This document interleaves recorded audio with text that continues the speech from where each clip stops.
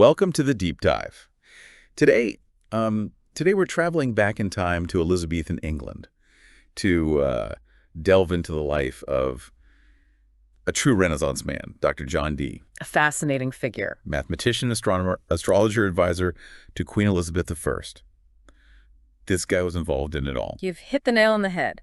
Dr. Dee was at the forefront of the intellectual fervor that was sweeping Europe during the 16th century. Right. And what makes this deep dive so fascinating is that you've provided us with excerpts from his personal diaries. Yes. We're talking handwritten entries in Latin, no less filled with cryptic symbols. Wow. It's like we're peeking into the mind of a historical enigma. It's incredible. So we're not just talking about like dry historical records here. No, not at all. These diaries offer a glimpse into Dee's private thoughts, his experiments, maybe even some juicy secrets. Oh, potentially? This is where I need your expertise. Sure. Before we get lost in the world of angelic conversations and cryptic symbols, which we absolutely have to talk about, let's set the stage. Right. Who is Dr. John Dee? Dr. Dee was a man of insatiable curiosity. Absolutely. A true polymath who embodied the spirit of the Renaissance. Okay. He wasn't content with just one area of expertise. I see.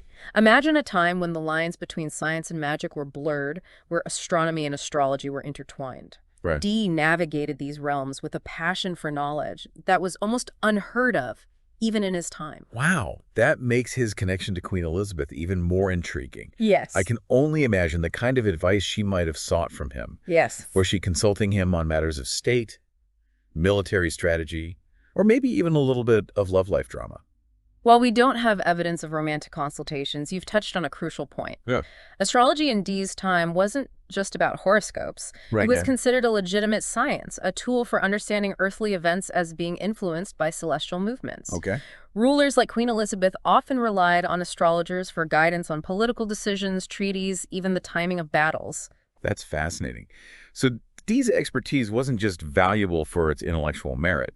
It had real-world implications. Exactly. It makes you wonder about those private conversations between Dee and the Queen. Absolutely. And this is where his personal diaries become even more tantalizing. Okay. He meticulously documented his observations, experiments, and even his attempts to contact angels. Okay, wait, hold on. Uh-huh. Angels. You're not kidding, are you? I'm completely serious. Dee was deeply interested in what we might call the occult or esoteric knowledge. Right. He believed that angels held the key to unlocking the universe's secrets, from the laws of physics to the nature of God. This is where it gets really interesting. Yes. So how does one go about having a chat with an angel, especially back in the 16th century? Dee practiced a form of divination known as scrying, Okay. often using a crystal ball or a dark reflective surface, like a shoe stone. I see.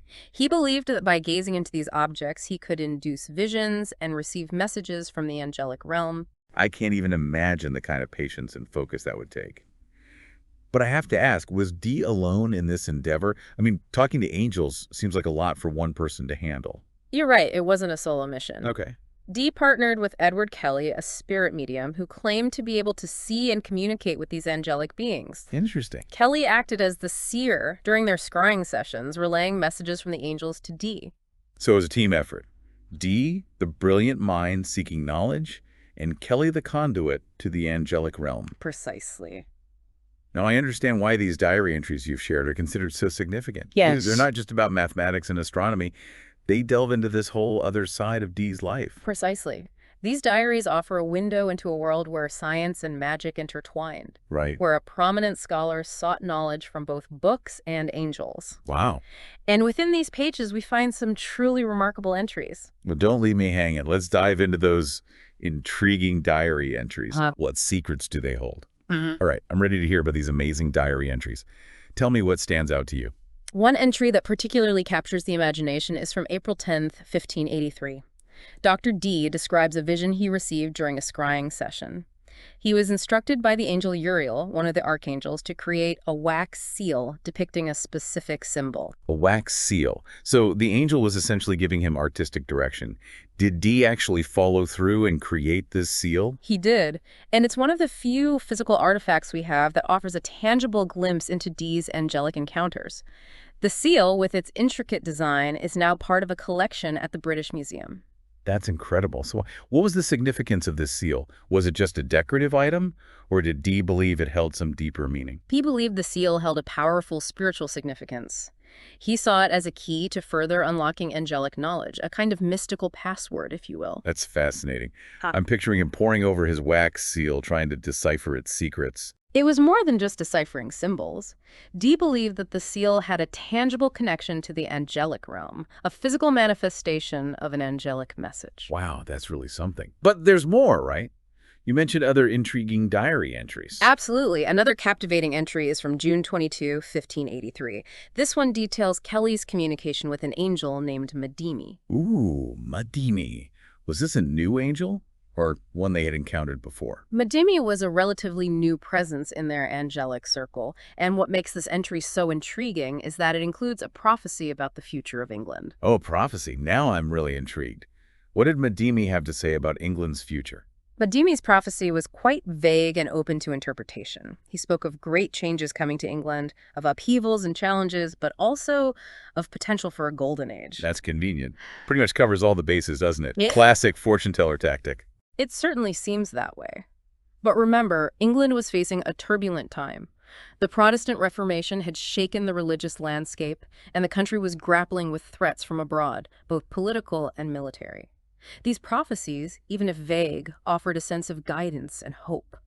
I can definitely see how prophecies, even vague ones, could be comforting in uncertain times. But I'm curious, what role did Dee play in all of this? Was he merely a passive observer? Or did he actively seek out these prophecies and interpretations? Dee was anything but passive. He was actively involved in the process of seeking, interpreting, and recording the angelic messages. His diaries are filled with detailed notes on these prophecies, their symbolism, and potential implications for England. So he was a bit of a mystical strategist, analyzing angelic prophecies to help guide England through difficult times. That's a fitting way to describe him. He was a man of incredible intellect, and he believed that knowledge, even if it came from the most unexpected sources, could have a profound impact on the world. Okay, let's rewind a bit. You mentioned that the angels spoke in a language called Enochian. What's the deal with this language? Enochian. That's a whole other fascinating chapter in Dee's story. He believed that during his scrying sessions, the angels revealed to him a language that predated all known languages. Wow. So not just a new vocabulary, but a whole new language with its own alphabet and grammar structure. It's almost like he was creating a new code. That's a good way to put it. Dee saw Enochian as the original language of creation, used by God and the angels to communicate. He even recorded prayers and invocations in this language, believing it held immense spiritual power. This is mind-blowing. Dr. Dee, the astrologer, the advisor to the queen, and now the creator of a language for angels. It's a testament to his insatiable curiosity and his unwavering belief in the power of knowledge, even if it came from a source beyond our usual understanding. I can't even imagine what his contemporaries thought of his work.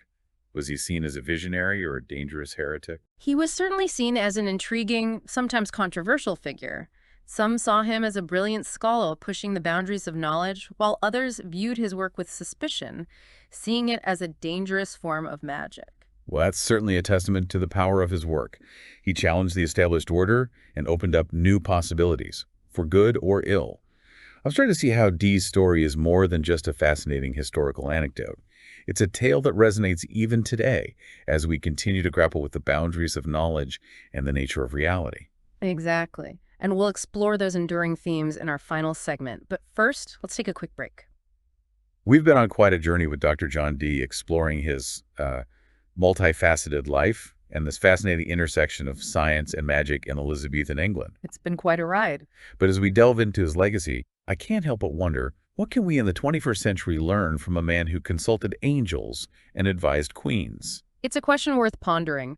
I think Dee's life offers us several enduring lessons, perhaps the most significant being the importance of relentless curiosity. He never stopped questioning, never stopped seeking knowledge, even when it led him down paths considered unorthodox. That's so true. We often box ourselves in with rigid definitions of what constitutes knowledge. Right. Dee reminds us to remain open to new possibilities, to explore unconventional avenues. Precisely. And this ties into another important lesson, the interconnectedness of knowledge. Okay. Dee saw no separation between science and spirituality.